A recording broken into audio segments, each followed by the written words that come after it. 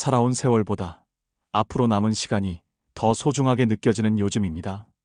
그런데 이상하지요? 마음은 단순하게 살고 싶은데 오히려 점점 더 복잡하고 피곤한 삶을 살고 있는 것 같습니다. 집안엔 물건이 쌓여가고 해야 할 일은 줄지 않고 누군가와 나를 자꾸 비교하게 되면서 괜히 내 삶이 작아지는 느낌이 들기도 하죠. 이제는 조금 달라지고 싶으신가요? 단순하게 산다는 건 아무것도 하지 않는 게 아닙니다. 불필요한 것들을 하나씩 덜어내고 지금 이 순간을 더 깊이 살아내는 법을 배우는 것입니다. 오늘 영상에서는 행복한 사람들이 실천하고 있는 6가지 단순한 습관에 대해 이야기 나눠보려 합니다.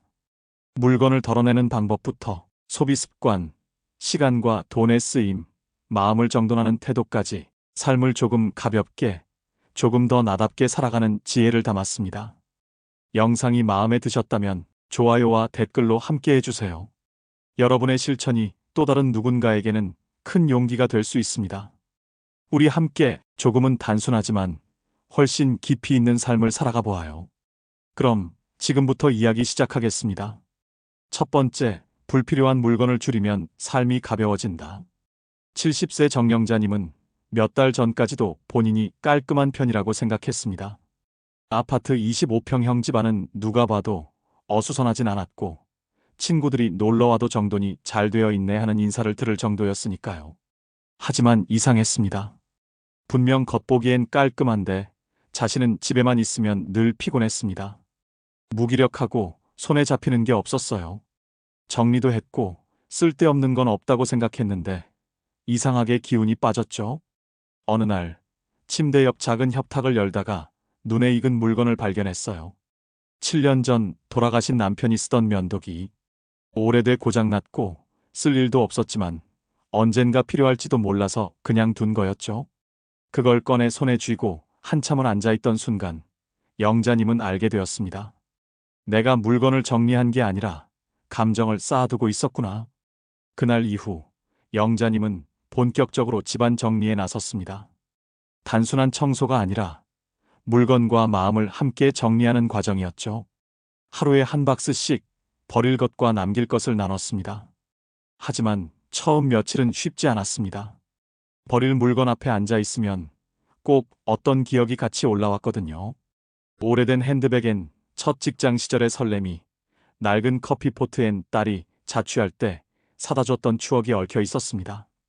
정리는 물건보다 마음이 먼저 움직여야 하더라고요. 처음엔 슬프고 허전했지만 나중엔 후련했어요. 의외였던 건 정리를 시작하고 2주쯤 지나면서 몸이 달라졌다는 것이었습니다. 아침에 눈을 뜰 때 무겁던 머리가 맑아지고 방에 들어가 앉아 있는 것만으로도 기분이 좋아졌죠.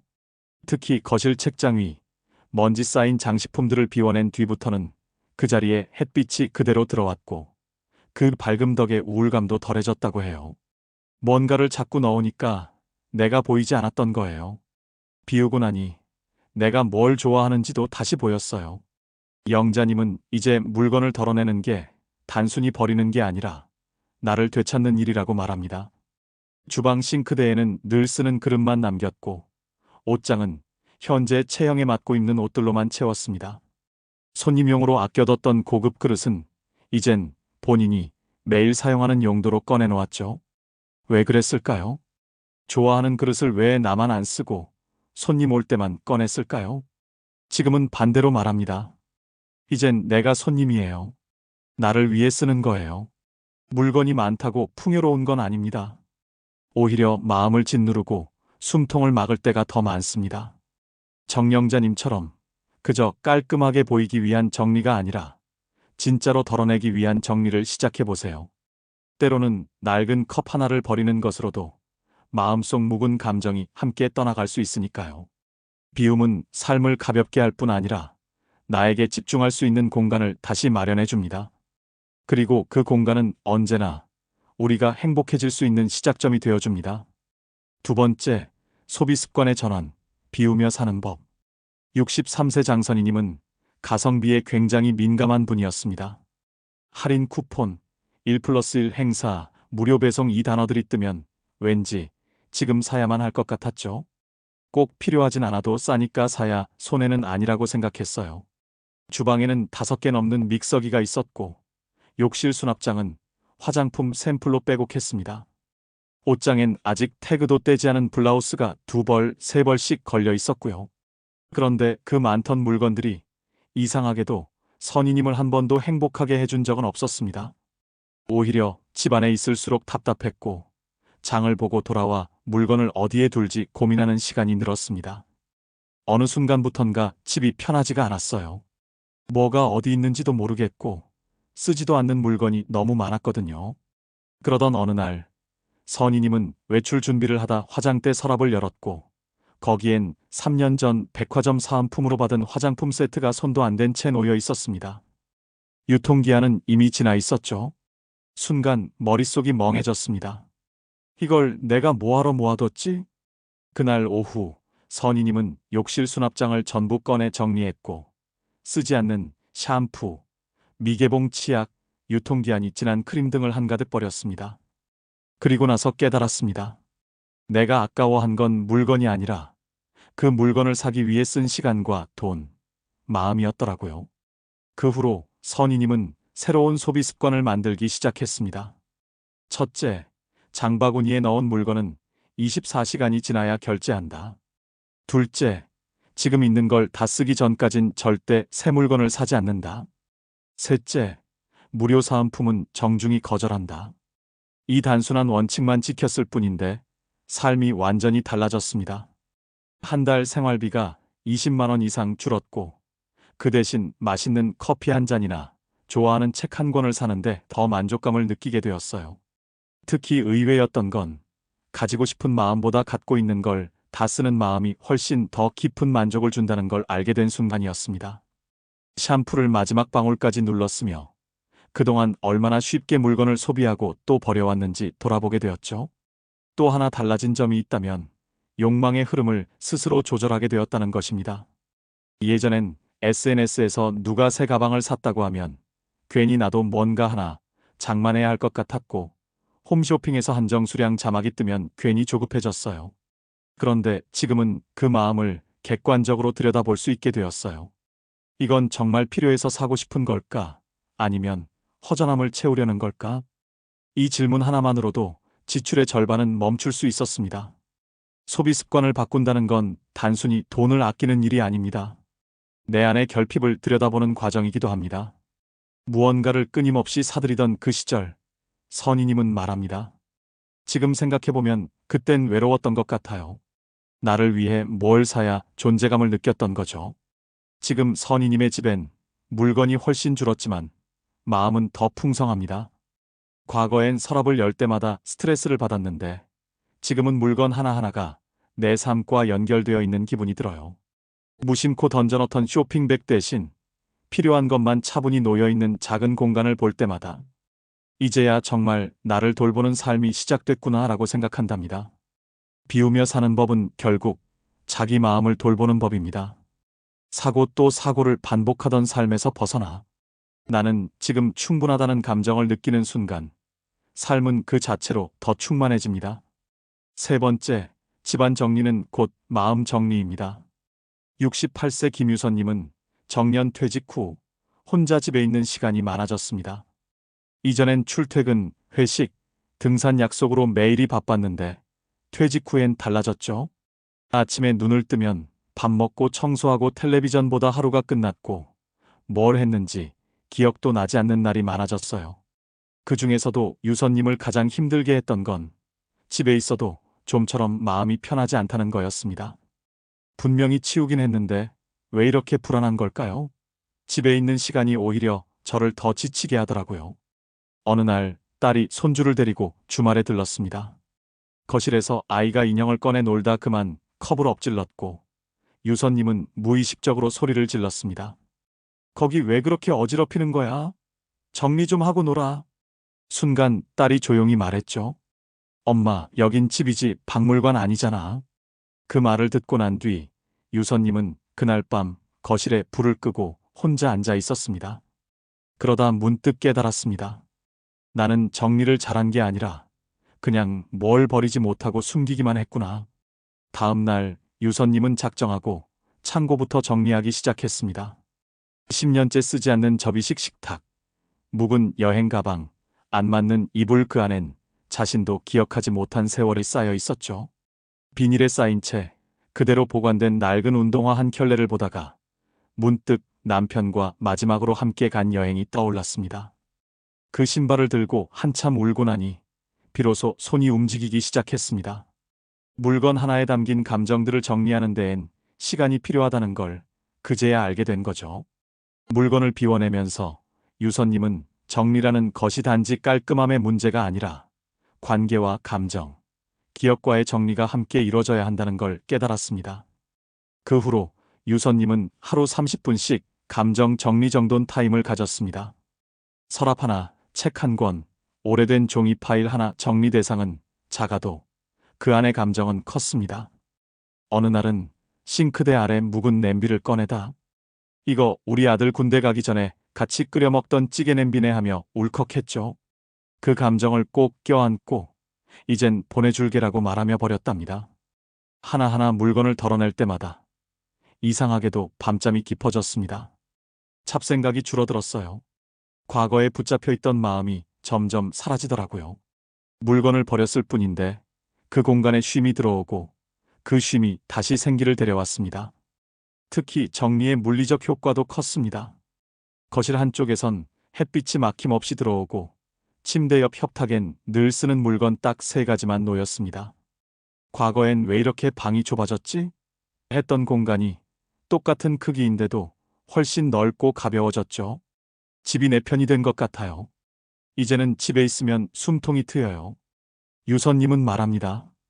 정리라는 건 마음속 묵은 먼지를 털어내는 일이에요.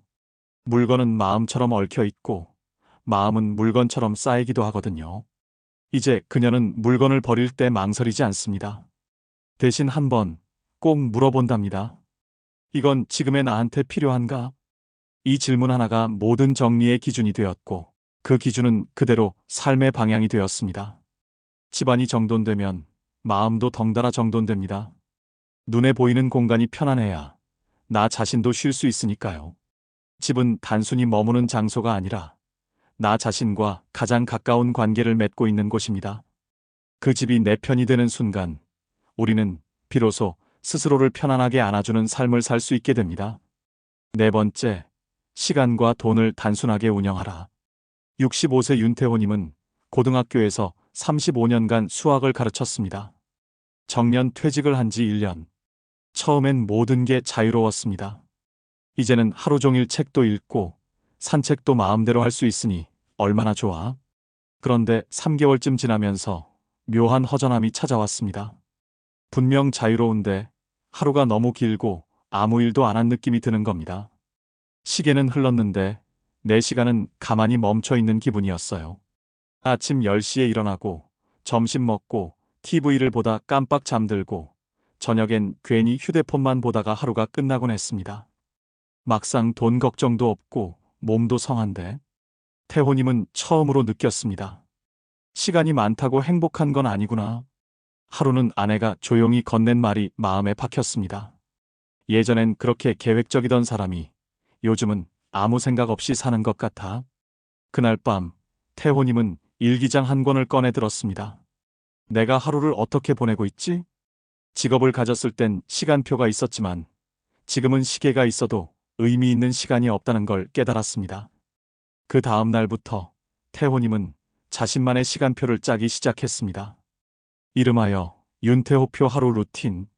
오전 8시 기상, 30분 스트레칭, 9시 아침 식사, 10시에서 12시 독서 및 필사, 점심 후 1시간 산책, 오후 3시에서 5시 취미 시간, 6시 저녁, 10시 취침. 놀랍게도 이 단순한 루틴이 태호님의 삶을 다시 살아 움직이게 만들었습니다. 단지 시간 구획을 나눈 것뿐인데 집중력이 생기고 하루가 꽉 찬 느낌이 들었죠. 특히 딱 2가지 목표만 정하고 하루를 산다는 원칙을 세운 뒤로는 성취감도 생겼습니다. 그날의 목표가 책 한 권 필사 또는 오래된 정원 가지치기일 뿐이어도 말이죠. 퇴직하고 처음으로 밤에 누워 오늘 참 잘 살았다는 생각을 했어요. 시간을 단순화한 후 돈에 대한 태도도 자연스럽게 달라졌습니다. 이전엔 무료하니까 이것저것 질렀습니다.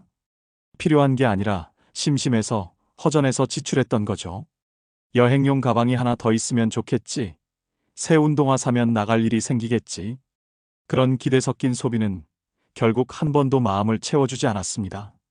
지금은 지출 전 질문을 하나 정해두었습니다. 이건 내 시간과 직접 연결되어 있는가? 가령 독서를 위해 산 책이나 손주와 쓰는 스케치북은 의미가 있었지만 사놓고 방치된 스마트워치는 결국 시간도 돈도 낭비였습니다. 그렇게 시간과 연결되지 않는 소비를 줄이자 자연스럽게 소비의 질이 올라갔고 지출도 줄었습니다. 무엇보다 달라진 건 마음이었습니다. 시간이 많으면 더 외로워질 수도 있다는 걸 알았어요. 그 시간을 내가 통제할 수 있을 때만 비로소 평안해지더군요. 요즘 태호님은 주 2회 근처 도서관에서 초등학생 수학 공부방 자원봉사를 합니다. 보수는 없지만 내 시간이 사회와 연결되어 있다는 감각이 큰 만족을 줍니다. 그리고 남은 시간은 오로지 자신을 위한 시간으로 씁니다. 사는데 큰 욕심 없어요. 하루를 내가 살아냈다고 느끼는 그 감각이 제일 좋죠. 삶을 단순하게 만든다는 건 시간을 버리고 돈을 아끼자는 말이 아닙니다. 어디에 쓸지 스스로 선택할 수 있는 여백을 확보하자는 뜻입니다. 그 여백 안에서 우리는 다시 주인으로 돌아오고 그 주인이 선택한 삶은 늘 단단하고 후회가 없습니다. 5번째, 현재에 집중하는 삶의 태도. 67세 윤명자님은 늘 마음이 복잡한 사람이었습니다. 아침에 눈을 뜨면 가장 먼저 떠오르는 건 어제 하지 못한 일, 밤에 잠들기 전엔 아직 오지도 않은 내일의 걱정. 몸은 가만히 있어도 머릿속은 하루 종일 과거와 미래 사이를 오갔습니다. 그렇게 늘 생각에 시달리다 보면 어느 순간 현재의 자신은 사라져 있었죠. 분명 아무 일도 안 하고 있었는데 머릿속은 전쟁통 같았어요. 마음이 어디에도 머물지 못하니까 매일이 공허했죠. 명자님은 가끔 창밖을 멍하니 바라보다 지금 이 순간을 온전히 살아본 게 언제였지? 하는 생각이 들었습니다. 텔레비전을 보면서는 휴대폰을 들여다보고 밥을 먹으면서도 냉장고 안반찬을 생각하고 산책을 하면서도 장 봐야 할 목록을 떠올리고 있었습니다. 지금 하고 있는 일이 항상 다른 일에 밀려 있었던 거죠. 그러던 어느 날 책장을 정리하다 20년 전 일기를 발견했습니다. 그 안엔 이런 문장이 적혀 있었습니다. 오늘 하루에 집중하자. 지금 이 순간이 내 인생이다. 그 문장을 읽는 순간 명자님은 가슴이 저릿했습니다. 이 단순한 한 줄을 기억하지 못한 채 살아온 지난 시간을 떠올리며 이제라도 시작해보자고 마음을 먹었습니다. 그날 이후 명자님은 매일 작은 실천을 시작했습니다. 식사 시간엔 텔레비전을 끄고 음식의 색감, 냄새, 온도, 씹는 질감에 집중했습니다. 산책할 때는 휴대폰을 주머니에 넣고 걷는 발끝의 느낌과 바람이 얼굴에 닿는 방향을 느꼈습니다. 무엇보다 중요한 건 무언가를 하며 그 일을 생각하는 연습이었습니다. 예전엔 무심코 넘기던 것들에 다시 눈이 가기 시작했습니다. 식탁 위로 비치는 햇살의 각도, 주전자에서 올라오는 김, 책장을 넘길 때 나는 사각거리는 소리, 그런 것들이 어쩌다 삶의 중심에 들어왔습니다. 지금에 집중하려고 마음을 먹었을 뿐인데 하루가 훨씬 또렷하고 깊어졌어요. 같은 하루인데도 훨씬 오랜 시간을 산 것 같은 느낌이 들죠.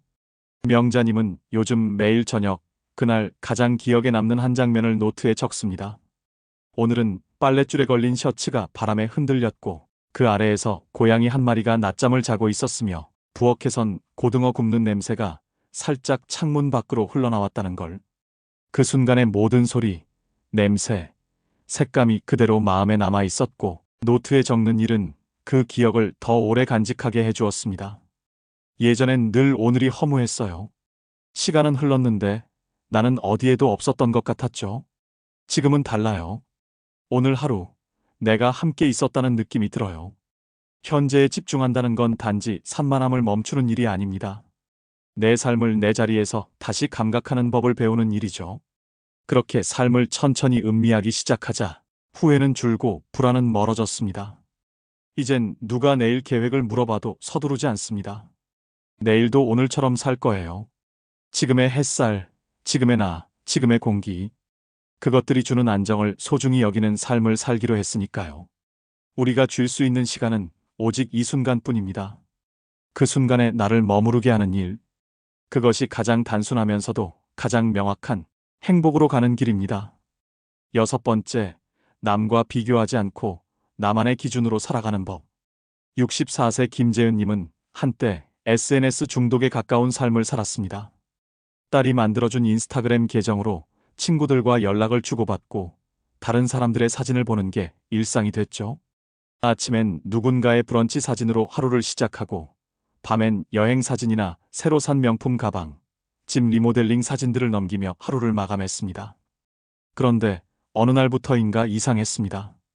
정작 자신은 하루 종일 한 발자국도 나가지 않았고 누군가의 일상 속 장면이 자꾸만 자신을 작고 초라하게 만들고 있다는 걸 느꼈습니다. 사진을 보다 보면 괜히 내 삶이 뒤처진 것 같았어요. 나는 왜 아직도 이러고 있지? 왜 나만 이렇게 재미없는 삶을 살고 있나? 자꾸 그런 생각이 들었죠. 그 감정은 점점 깊어졌습니다. 주말엔 예쁜 식당을 찾아가 밥을 먹고도 사진을 찍고 올릴 만한 각도가 안 나오면 괜히 기분이 나빠졌고, 기념일 선물을 받고도 이 정도를 다른 사람은 매일 받네 하는 허탈감이 밀려왔습니다. 심지어 가만히 있던 가족들에게까지 짜증을 내는 일이 많아졌죠. 나도 모르게 비교의 감정이 가족들한테로 흘러갔어요. 괜히 남편을 원망하게 되고 딸한테 괜히 쓴소리를 하게 되고요. 결정적인 날은 친한 친구가 평소와 달리 인스타 계정을 삭제한 걸 발견했을 때였습니다. 놀라서 전화를 걸었더니 친구는 이렇게 말했습니다. 나 너무 피곤하더라.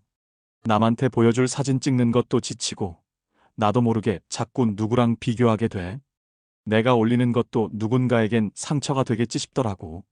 그 말에 재은님은 한동안 말이 나오지 않았습니다. 화려하고 잘 정돈된 누군가의 삶이 꼭 진실이 아닐 수 있다는 걸 너무 늦게야 깨달은 겁니다. 그 후로 그는 조용히 SNS를 접었습니다.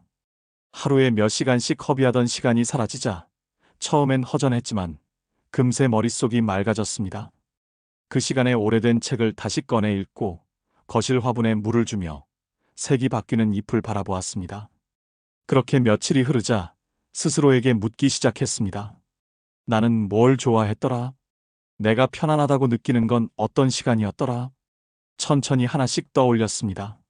아침 햇살에 발을 녹이는 것, 묵직한 무게의 머그잔에 따뜻한 차를 따라 마시는 것, 가끔 동네 책방에 들러 책을 한 장 한 장 넘기는 그 조용한 순간들.